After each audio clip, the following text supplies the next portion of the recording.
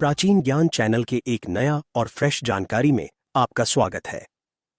आज हम एक ऐसी चमत्कारी जड़ी बूटी के विषय में बात करने जा रहे हैं जो स्वयं प्रकृति का एक अनमोल वरदान है। हमारे पूर्वजों और ऋषियों ने इस धरती पर फैली वनस्पतियों में छिपे रहस्यों को उजागर किया था। उन्हीं रहस्यों में से एक सबसे प्रभावशाली और दिव्य नाम है पुनर्नवा। जैसा कि इसके नाम से ही स्पष्ट होता है, पुनः नया करने वाली। यह एक ऐसी दिव्य बूटी है जो वृद्ध शरीर को भी नव यौवन प्रदान करने की सामर्थ्य रखती है। हमारे शरीर के भीतर जो सबसे महत्वपूर्ण अंग निरंतर कार्य करते रहते हैं, जैसे हमारा यकृत और हमारे वृक्क, उन्हें यह पुनः क्रियाशील और पूर्णतः स्वस्थ बना सकती है। इस वीडियो के माध्यम से हम पुनर्नवा की उस पावन और अनसुनी उत्पत्ति कथा को जानेंगे जो लोक मान्यताओं में रची बसी है। साथ ही हम इसके धार्मिक महत्व और कायाकल्प की उस गुप्त प्राचीन विधि को भी समझेंगे जिसके प्रयोग से आप अपने जीवन को निरोग और दीर्घायु बना सकते हैं। पुनर्नवा का स्वरूप अत्यंत साधारण दिखाई देता है, परंतु इसके भीतर छिपे गुण असाधारण है। यह भूमि पर फैलने वाली एक लता होती है। ग्रीष्म ऋतु की प्रचंड धूप में जब चारों ओर की घास और वनस्पतियां सूखकर नष्ट हो जाती हैं, तब यह पुनर्नवा भी पूरी तरह से सूख जाती है। ऐसा प्रतीत होता है कि मानो इसका अस्तित्व ही समाप्त हो गया हो। परंतु जैसे ही वर्षा ऋतु की पहली बूंद इस सूखी धरती पर पड़ती है, वैसे ही इस मृत प्राय सूखी जड़ में से पुनः नवीन अंकुर फूट पड़ते हैं और यह हरी भरी होकर लहलहा उठती है। प्रकृति के इसी अद्भुत चमत्कार के कारण ऋषियों ने इसे पुनर्नवा कहा, अर्थात जो बार बार स्वयं को जीवित और नवीन कर लेती है। यही गुण यह मनुष्य के शरीर को भी प्रदान करती है। जब मनुष्य का शरीर रोगों से जर्जर हो जाता है, अंग शिथिल पड़ जाते हैं, तब पुनर्नवा की शरण में जाने से शरीर के भीतर नवीन प्राणों का संचार होता है। पुनर्नवा पौधा की उत्पत्ति कथा और लोक मान्यताएं। जब हम प्राचीन ग्रंथों और लोक कथाओं का अध्ययन करते हैं तो हमें प्रकृति और वनस्पतियों की उत्पत्ति से जुड़ी अनेक सुंदर गाथाएं मिलती हैं। पुनर्नवा की उत्पत्ति के विषय में भी ग्रामीण अंचलों और वनवासियों के बीच अत्यंत पावन और भावपूर्ण कथाएं प्रचलित हैं। प्राचीन समय में जब धरती पर भयंकर अकाल पड़ा था और समस्त प्राणी त्राही त्राही कर रहे थे, तब भूमि माता अत्यंत दुखी हो उठी। नदियों का जल सूख गया था, पेड़ पौधे नष्ट हो गए थे और मानव जीवन संकट में था। मनुष्यों और पशुओं के शरीर दुर्बल होकर मृत्यु के निकट पहुंच रहे थे। धरती माता ने अपने बच्चों की इस दयनीय स्थिति को देखकर परमपिता ब्रह्मा जी से प्रार्थना की कि वे इस सृष्टि की रक्षा के लिए कोई मार्ग निकालें। भूमि माता की करुण पुकार सुनकर देवताओं के परम वैद्य देवराज इंद्र के आदेश पर आदि पुरुष और औषधियों के स्वामी ने पृथ्वी पर अपनी अमृतमयी दृष्टि डाली। उस दिव्य अमृतमयी दृष्टि के प्रभाव से आकाश से शीतल जल की वर्षा होने लगी। धरती की सूखी छाती पर जैसे ही वह अमृत रूपी जल गिरा, वैसे ही एक अत्यंत कोमल और जीवनी शक्ति से भरपूर लता उत्पन्न हुई। इस लता ने धरती माता के कष्टों को हर लिया और समस्त जीवों को नया जीवन प्रदान किया। चूंकि इस लता की उत्पत्ति सीधे भूमि माता के आंसुओं और आकाश से बरसे अमृत के मिलन से हुई थी, इसलिए इसमें किसी भी मृत प्राय जीव को पुनः जीवित करने की अद्भुत क्षमता समाहित हो गई। तभी से इस चमत्कारी बूटी को पुनर्नवा के नाम से पुकारा जाने लगा। एक अन्य सुंदर लोक मान्यता के अनुसार प्राचीन काल में जब महान संत और तपस्वी घने जंगलों में निवास करते थे, तब वे अपने शिष्यों को केवल कंदमूल और जड़ी बूटियों के सेवन पर ही जीवित रखते थे। एक बार एक वृद्ध शिष्य ने अपने गुरु से प्रार्थना की कि उसका शरीर अब शिथिल होने लगा है और वह साधना में बैठ पाने में असमर्थ है। गुरुदेव ने उसे इस भूमि पर फैली साधारण सी दिखने वाली लता की जड़ों को घिसकर पीने का निर्देश दिया। उस वृद्ध शिष्य ने निरंतर कुछ समय तक उस बूटी का सेवन किया। देखते ही देखते उसकी त्वचा की झुर्रियां गायब होने लगीं, आंखों की ज्योति लौट आई और उसके भीतर एक नवयुवक जैसी ऊर्जा का संचार हो गया। शिष्य ने विस्मित होकर गुरु से पूछा कि इस अद्भुत औषधि का नाम क्या है। गुरु ने मुस्कुराते हुए कहा कि जिसने तुम्हारे वृद्ध शरीर को पुनः नया कर दिया, वही पुनर्नवा है। पुनर्नवा का धार्मिक महत्व। भारतीय संस्कृति में वनस्पतियों को केवल औषधियां नहीं माना गया है, बल्कि उन्हें देवताओं का स्वरूप मानकर पूजा जाता है। पुनर्नवा को साक्षात आरोग्य की देवी का रूप माना जाता है। धार्मिक मान्यताओं के अनुसार इस पौधे में साक्षात नारायण की जीवनी शक्ति वास करती है। कार्तिक मास में जब औषधियों का राजा चंद्रमा अपनी पूर्ण कलाओं से युक्त होता है, तब पुनर्नवा की पूजा करने का विशेष विधान है। ग्रामीण क्षेत्रों में लोग इस पौधे के समीप दीपक जलाते हैं और प्रार्थना करते हैं कि उनके परिवार के सदस्यों का स्वास्थ्य सदा उत्तम बना रहे। आयुर्वेद के आदि ग्रंथ चरक संहिता और सुश्रुत संहिता में भी पुनर्नवा को सर्वश्रेष्ठ वयस्थापन औषधियों में स्थान दिया गया है। वयस्थापन का अर्थ होता है जो आयु को स्थिर कर दे, बुढ़ापे को रोक दे और असमय आने वाली मृत्यु को टाल दे। इसे दिव्य रसायन माना गया है। प्राचीन काल में यज्ञ और अनुष्ठानों के समय भी पुनर्नवा के पंचांग अर्थात इसके 5 अंगों जड़, तना, पत्ती, फूल और फल का उपयोग आहुति के रूप में किया जाता था, ताकि वातावरण में फैले सूक्ष्म जीवाणु नष्ट हो सकें और यज्ञ में भाग लेने वाले सभी यजमान निरोग रह सकें। ऐसी मान्यता है कि जिस घर के आंगन में या आसपास पुनर्नवा का पौधा स्वतः उग आता है, वहां नकारात्मक ऊर्जा का प्रवेश नहीं होता और उस घर के सदस्य दीर्घायु होते हैं। दोस्तों, आगे जानकारी बताऊंगा, उससे पहले आपसे निवेदन है, आप हमारे प्राचीन ज्ञान चैनल के इस वीडियो को भारत के किस राज्य से देख रहे हैं, आपके जिले क्या है या आपके गांव का नाम क्या है, कमेंट बॉक्स में अपना नाम और स्थान जरूर लिखना, ताकि हमें भी पता चले हमारे दर्शक भारत के किस क्षेत्र से सबसे ज्यादा हमारे ज्ञानवर्धक जानकारी को देखते हैं। शरीर के भीतर के अंगों का नवजीवन, यकृत और वृक्क का कायाकल्प। अब हम बात करते हैं उस चमत्कारी प्रक्रिया की जिसके लिए पुनर्नवा संपूर्ण जगत में प्रसिद्ध है। हमारा शरीर एक अद्भुत यंत्र है। इस यंत्र को सुचारू रूप से चलाने के लिए इसके भीतर अनेक महत्वपूर्ण अंग दिन रात बिना थके कार्य करते हैं। इनमें से 2 सबसे प्रमुख अंग है हमारा यकृत, जिसे शरीर की मुख्य प्रयोगशाला कहा जाता है, और हमारे वृक्क, जो रक्त के शोधन का कार्य करते हैं। आधुनिक जीवन शैली, अशुद्ध खान-पान, रासायनिक खादों से उपजा अन्न और मानसिक तनाव के कारण हमारे ये दोनों महत्वपूर्ण अंग समय से पहले ही कमजोर होने लगते हैं।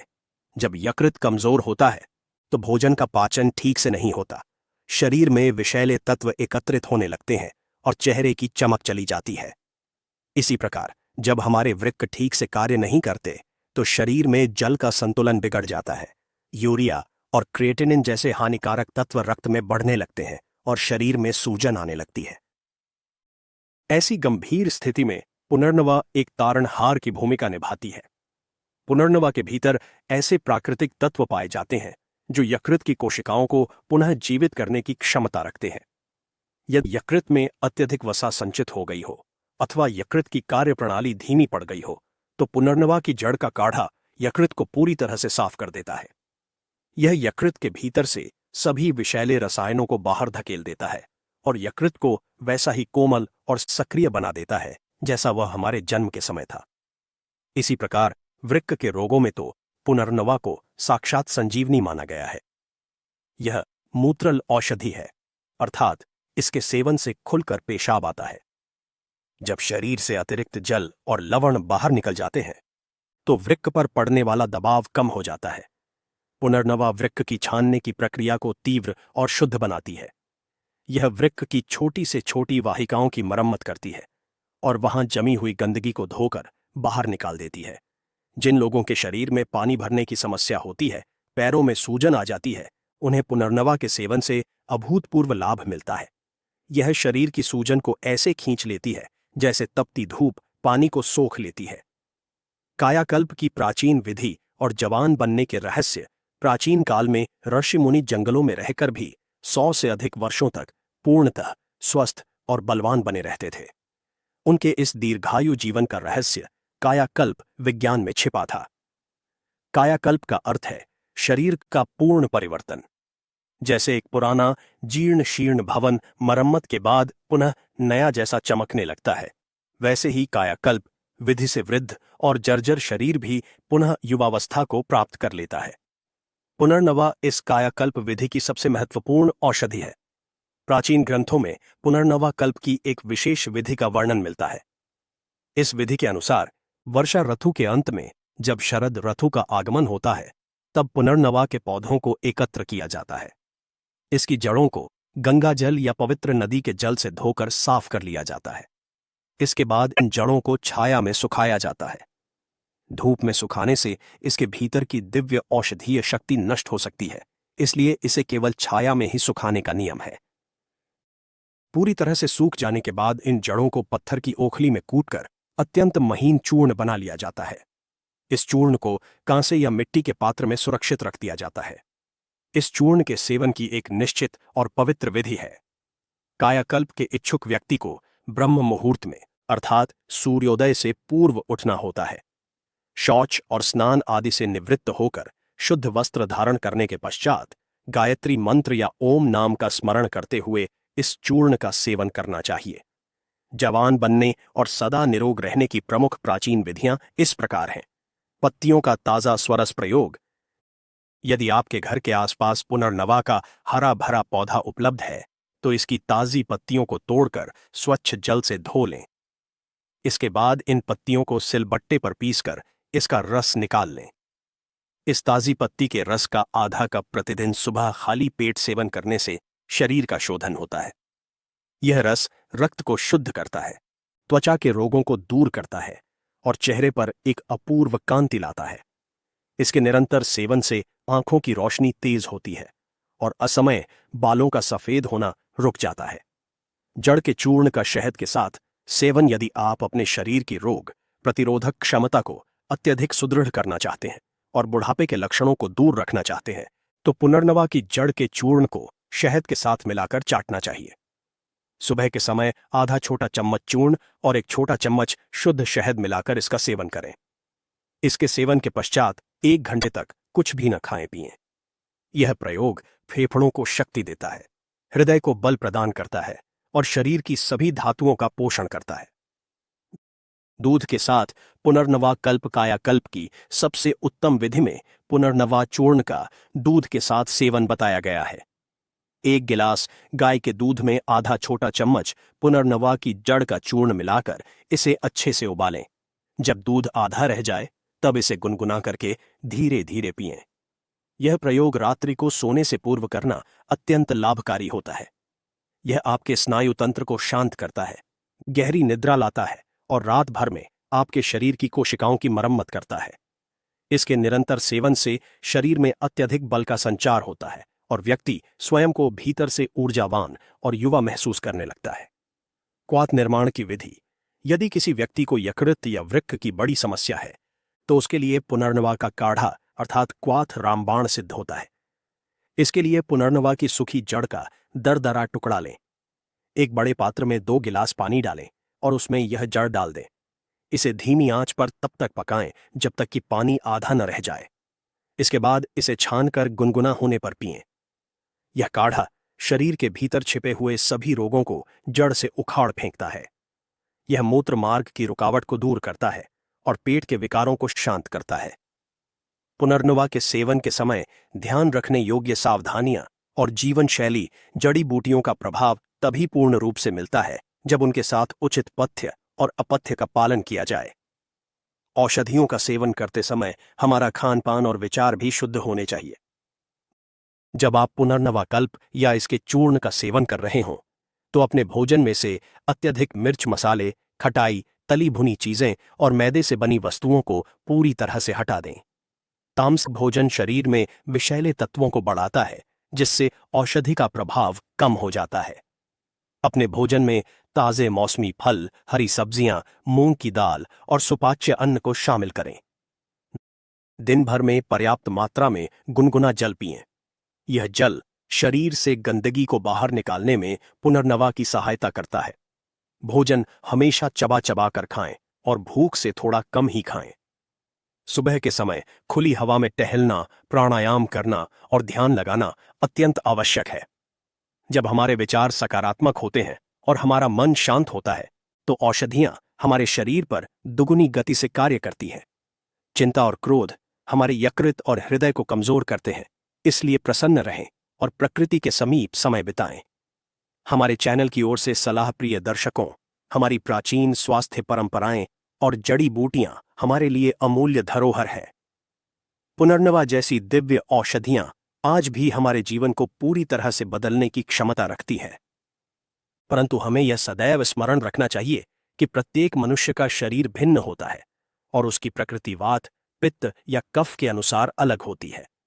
इसलिए किसी भी गंभीर रोग की स्थिति में या कोई भी बड़ा औषधि कल्प प्रारंभ करने से पूर्व अपने निकटतम योग्य आयुर्वेद चिकित्सक या अनुभवी वैद्य से परामर्श अवश्य करें। वे आपकी नाड़ी देखकर आपके शरीर की प्रकृति के अनुसार इस औषधि की सही मात्रा और अनुपान का निर्धारण कर सकेंगे। इसके साथ ही बाजार से रासायनिक खादों और दवाओं से दूषित पुनर्नवा खरीदने के बजाय प्रयास करें कि आप स्वयं साफ सुथरी जगह से इस पौधे को पहचान कर प्राप्त करें। प्रकृति के इस अनमोल उपहार का आदर करें और जब भी इस पौधे को उखाड़ें तो मन ही मन इसके प्रति कृतज्ञता व्यक्त करें और इसकी प्रजाति को बचाए रखने के लिए अपने आसपास और भी नए पौधे रोपित करें। जब हम प्रकृति का सम्मान करेंगे तभी प्रकृति की शक्तियां हमें पूर्ण आरोग्य प्रदान करेंगी। दोस्तों, इस वीडियो को आगे शेयर करना न भूलना। आपके एक शेयर किसी के जिंदगी को बचा सकता है। धन्यवाद।